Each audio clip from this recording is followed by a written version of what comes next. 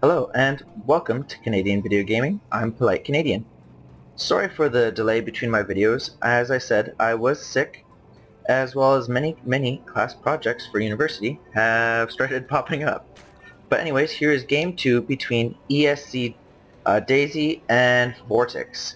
So Vortix, our Zerg player, on the right hand side of the map, and ESCDaisy on our left hand side of the map as our Protoss player, our red Protoss player. So, yeah.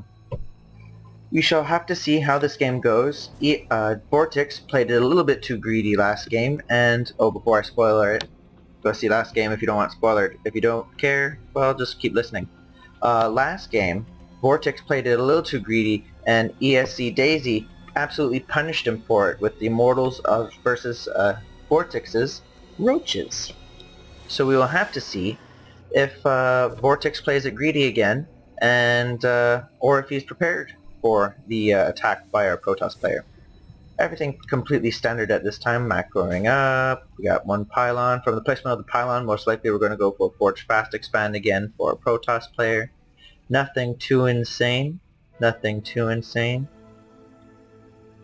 Yeah, and our Protoss player currently scouting out the Zerg base. Not a whole lot to see at this point in the game. He's just wanting to go and see if there's a Zerg drone going to go and build an expansion or the spawning pool first.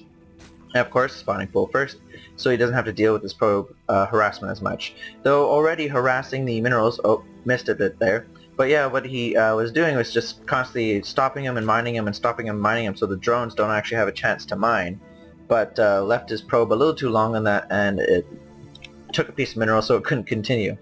And now we have the probe harass for stopping the hatchery. Though with 2 drones down, there's no way this probe will be able to indefinitely block it. But he's blocking it for a couple of seconds, and the hatchery does go down. Nice little effect here with the little circle. Always cool to see on the maps, different things. We do see the Nexus, followed by the Forge. So yes, we do have a Forge Fast Expand. Though the Nexus going down slightly first because, well, it takes a lot longer to build.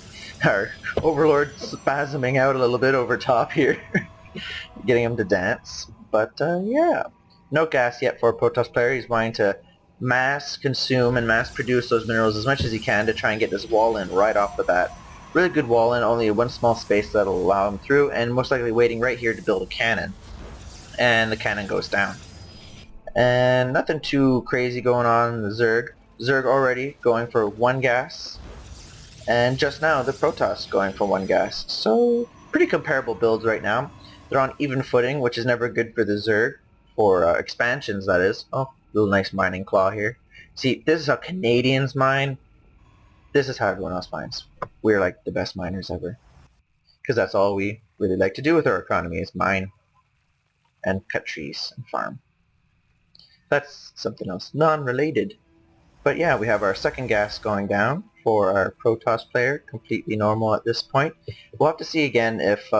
I noticed some other players, what they're doing is expanding their gas to their expansions, at least for Zerg, before they're going for their main base gas, just to try and make the reserves inside the main base, which is infinitely safer, last longer. So I'll have to see if he actually goes for that. We do see the cybernetics core going down for our Protoss player right here, so we should see some stalkers, most likely.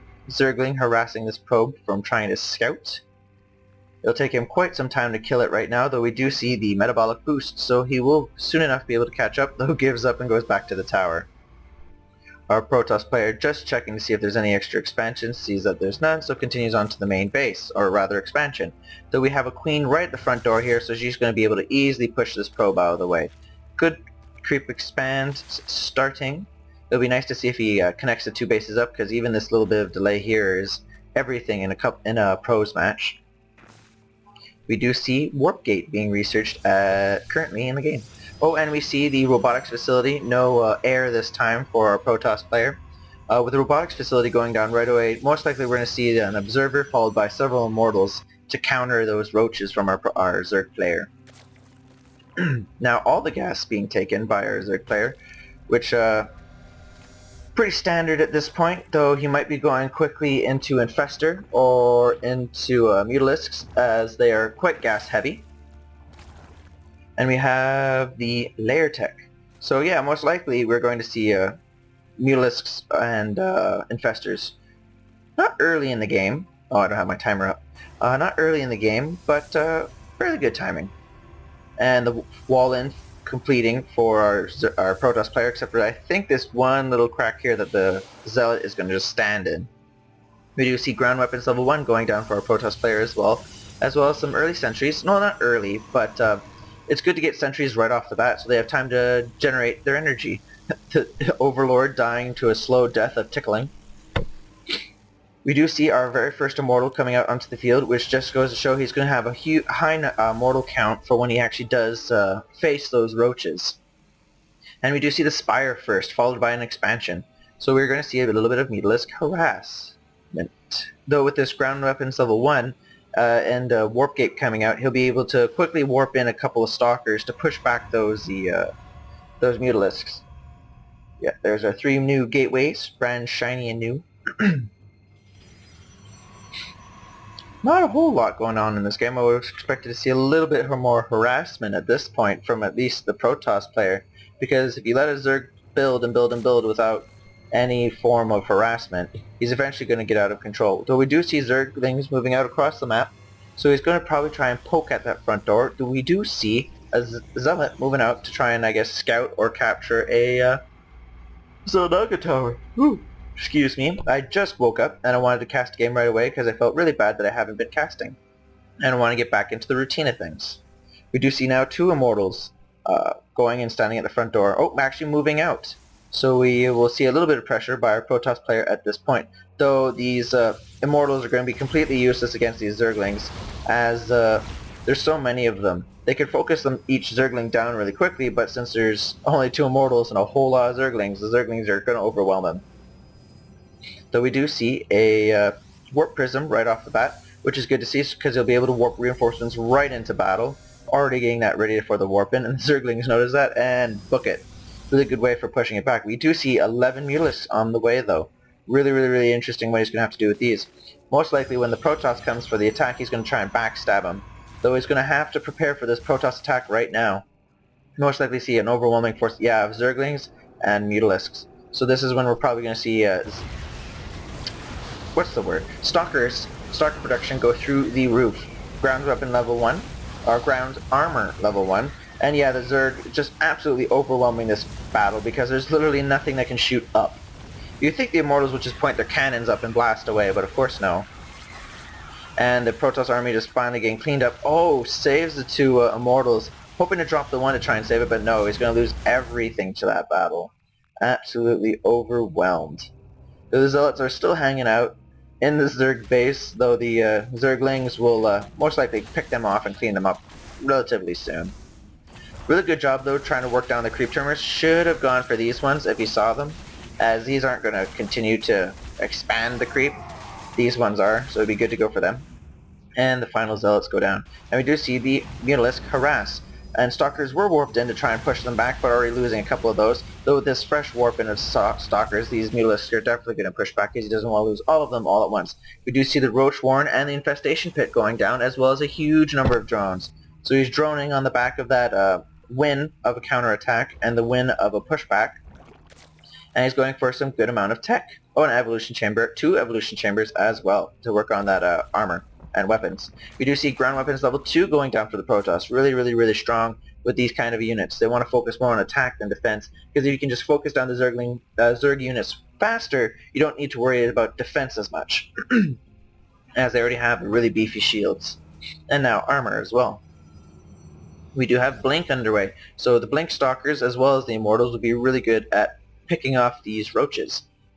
Though we'll have to see how many Infestors come onto the field, as they will really help shape the battlefield, both with the fungal growth and with the infested Terrans. We do see weapons and armor going down for the Zerg, as well as pathogen glands and glial reconstitution, so the Zerg roach speed. And we do see 5 Infestors coming out in the field, really good, so we'll have to see how well he does with those fungals, as I do believe they have changed. So now it's much easier to miss with them. But we shall have to see. Really high Stalker count at this point. We'll have to see if he keeps warping them in, or goes for a few zealots. Nope, it looks like he's going to move out into the battlefield right now. His warp prism is underway, so he's going to move out for an attack, and still more stalkers. He really should worry a little bit about zealots, as they are his meat shield, and he really needs to have them in play to help push back the Zergling forces and the roaches as well. And just a bit to absorb a bit of damage, because yeah, we do see 10, which means 10 more Zerglings come out in the field, which means he's going to be able to completely surround the Protoss army and just slowly push it back and force early usage of the blink. So really, he really is going to need some zealots at this point, though I think he is hoping to just have overwhelming amount of firepower to not actually need the zealots.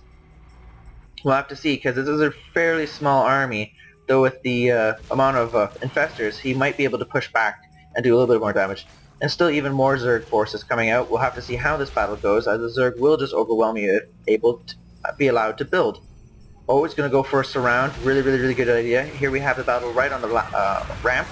Really good fungals right off the bat, holding these units right here, so he's able to focus them down with the Zerglings and Roaches, and see no Zealots try and hold him back. 2 Zealots just now, but being picked off by the Roaches. This army being absolutely overwhelmed. The Warp Prism trying to come in to try and help warp in additional reinforcements, but already with the overwhelming amount of firepower from the Zerg now, it can't do anything. And we do see infested Terrans coming down with their high DPS and anti-air capabilities. And yeah, just completely pushing this Protoss force back and crushing it. We'll have to see later how much the Protoss lost in that fight and engagement, pushing them all the way back. The Roaches wisely returning home to the safety of the creep and the Zerg base. We do see ground weapons and armor level 2 for the Zerg. Sorry, melee and armor for the Zerg level 2 underway. The Zerg continuing to push out and harass the Protoss. I don't think there's really anything at this point the Protoss could do, unless you could suddenly get 4, 5, 6 Mercy Immortals, and then a bunch of High Templar for their feedback on the Infestor, but I don't think he's going to get any of that in time. He's going to have to focus on this fairly low to medium tier technology, try and push for an expansion if he can, but with this Zerg army just building and building and building, there's literally nothing he can do. He's having to force himself to spend all of his money on additional reinforcements. Why is he getting, I guess, 1 Zealot to try and beef up the force a little bit? And ballsy move here, moving out to attack. Looks like he wants to secure an expansion, but the Zerg force is right there. Zerg going to pull back a little bit, wait for additional reinforcements, and then turn around and engage on his own terms. Good split up of the army to try and get a concave, but then in fighting on the ramp here, the Zerg's going to be able to spread out, and now more fungals going down, no more blinks going to happen, no more repositioning of the army. The Immortal's going to go down right away. The Roaches are able to get right up point blank and just pick apart this army. The Infestors are getting low on energy, so this attack is just going to have to be pushed by the Zerg. Additional fungals going down to prevent the escape of the Protoss. Most likely, yeah, there we are, GG. Really well played by both teams, both players. But the Protoss right there, that was a bit of a ballsy move, but you had to take a risk at that point, because you'd already lost so much to the Zerg. Anyways, thank you very much for Game 2 between Vortix and ESCDaisy. Thank you for joining me on Canadian Video Gaming, and have a great day.